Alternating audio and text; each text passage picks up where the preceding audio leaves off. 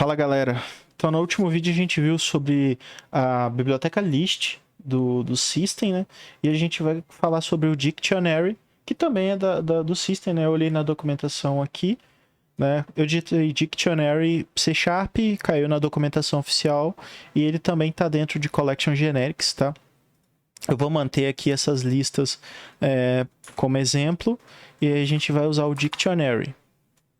Vamos lá. Qual é a diferença básica do Dictionary para a lista simples e para a lista do System, né?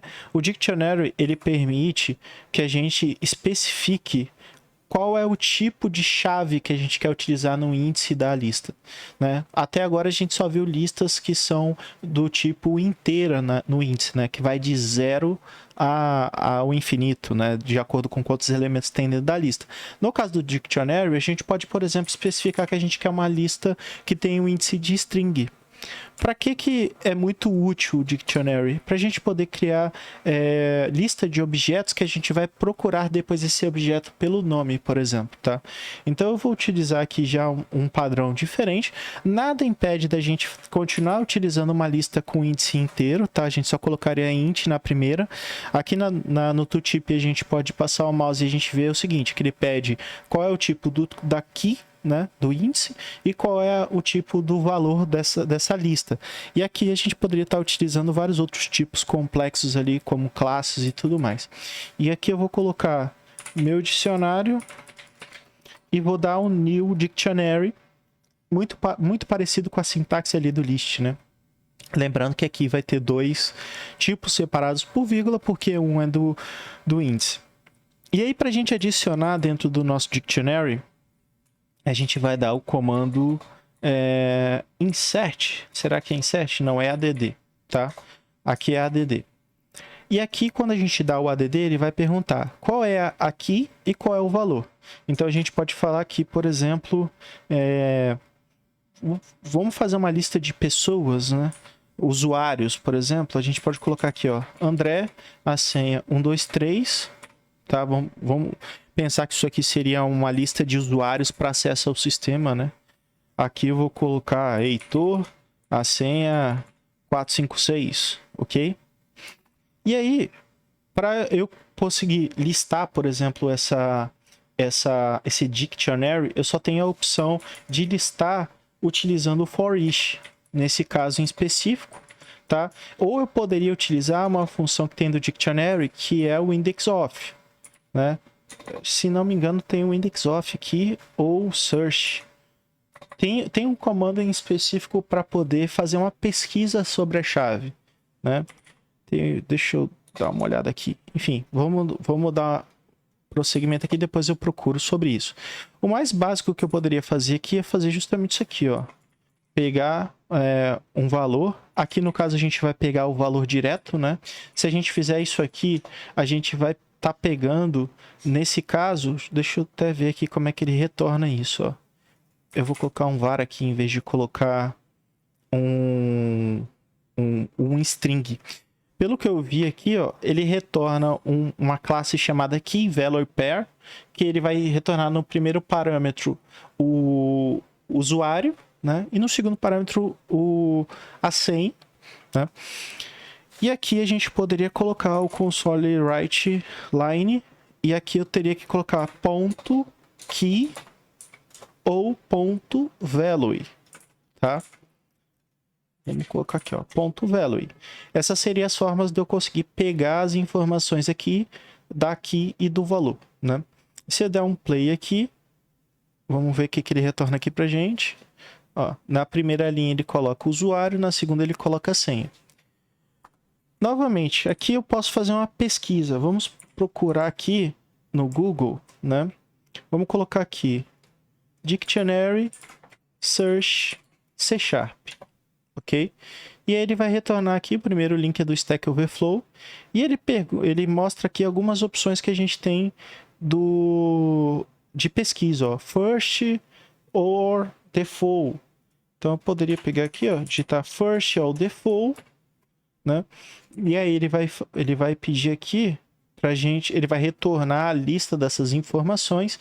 Aqui já é um pouquinho mais complexo é muito mais complexo do que só o entendimento de lista, porque tem algumas questões aqui de funções que a gente ainda não viu, né? Ele tem uma outra função aqui chamada contains key, né, que eu posso fazer uma pesquisa se o usuário existe, tá?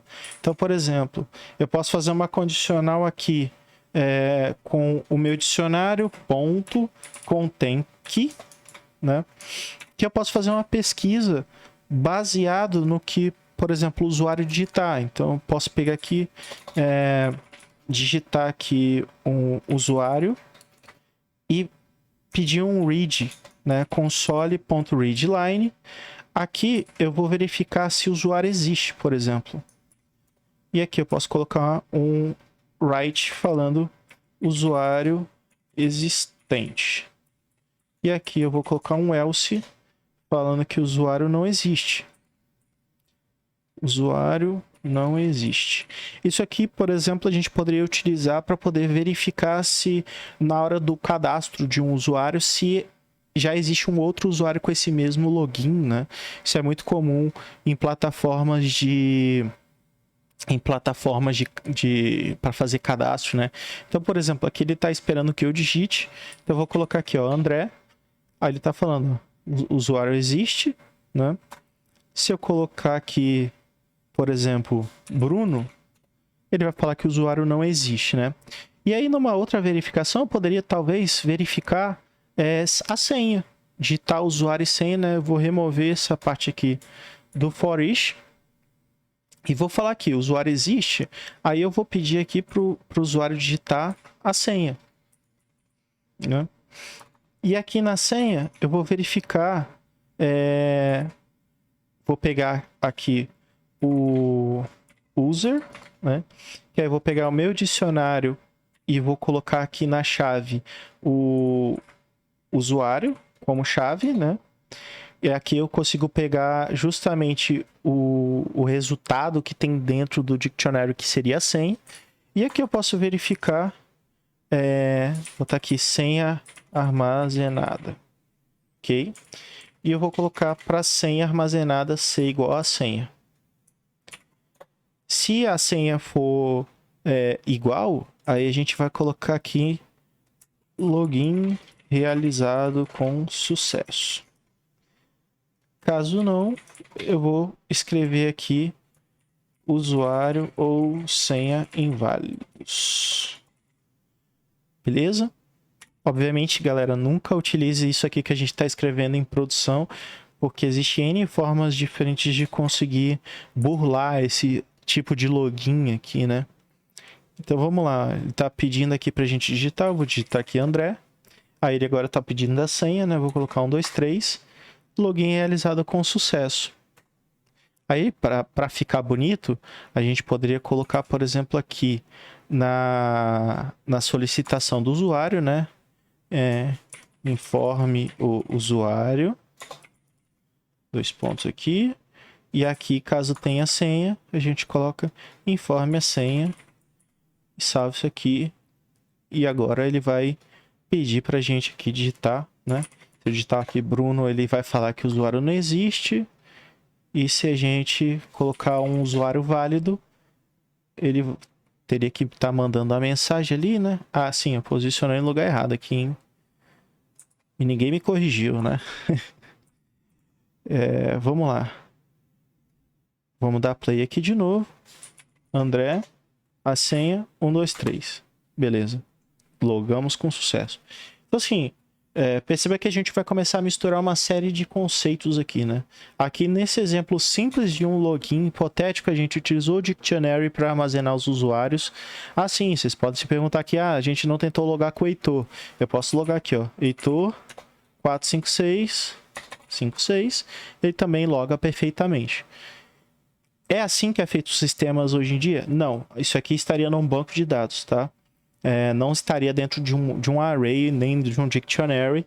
O dictionary pode ser a forma de conseguir trazer essas informações para dentro do sistema, mas não necessariamente vai ter todos os usuários. Imagina um sistema tipo o Facebook, que tem milhões e milhões de usuários, ele está dentro de um banco de dados, e aí a pesquisa desse banco de dados é totalmente diferente. A gente não vai abordar diretamente sobre banco de dados aqui nesse curso básico, mas a gente tem outros cursos de Unity e de C# avançado que vai ter banco de dados e vai ter APIs e tudo mais, que é interessante aí para quem quer seguir na área, mexendo com C#, programando aplicativos desktop ou indo para desenvolvimento de jogos com Unity, né? É interessante. Principalmente no curso de Unity a gente vai mexer um pouco com SQLite e, se não me engano, tem um curso de TypeScript com o MongoDB, que é um outro tipo de banco também que a gente utiliza dentro do Tales of Shadowland. No caso, ali são serviços de API feito para a internet, né? Outra linguagem e tal. Mas quem está aprendendo aqui o C# vai ter muita facilidade para conseguir lidar com TypeScript, com JavaScript, tá? Porque você vai ver muita similaridade na forma de escrita, nas condicionais, dos loopings e tal. Pequenos detalhes ali, uma coisa ou outra que uma linguagem tem que a outra não tem, mas vai ter coisas similares. Por exemplo, o dictionary dentro do TypeScript, a gente tem alguma coisa parecida ali, não com essa nomenclatura, mas é bem próximo da forma como a gente utiliza aqui. Perceba que a gente falou de 3 tipos, e aí só vou terminar de falar sobre listas nesse último vídeo para não precisar fazer mais um vídeo falando sobre isso, né? Então, listas simples a gente consegue escrever de forma mais rápida, mas a gente tem a limitação de adicionar e remover elementos dentro da lista. No caso do listing, a gente precisa do system. Caso o sistema que você esteja utilizando para escrever não comece a dar erro por causa do list, você pode usar o using system, que vai resolver o problema, né? Mas o list ele tem essa questão que o índice é sempre numérico, né? De 0 a infinito, e no caso do dictionary a gente consegue fazer o índice do jeito que a gente quiser, sendo um texto ou qualquer outra coisa, e tem uma série de outras funções internas ali que ajudam bastante na hora de poder fazer o looping, de poder remover um elemento, adicionar um elemento e tudo mais. No próximo vídeo, que eu vou fazer um vídeo extra sobre listas aqui, eu vou falar sobre sortimento, né? Sobre sorting. Por exemplo, como é que a gente pega uma lista que está desordenada e consegue organizar ela por ordem alfabética ou por vários outros tipos de sortimento, né? É um vídeo extra, porque não é sempre que é necessário você utilizar esse tipo de função, e eu vou fazer só para passar o conhecimento sobre sorting, ok? E esse vídeo eu vou ficando por aqui, até mais.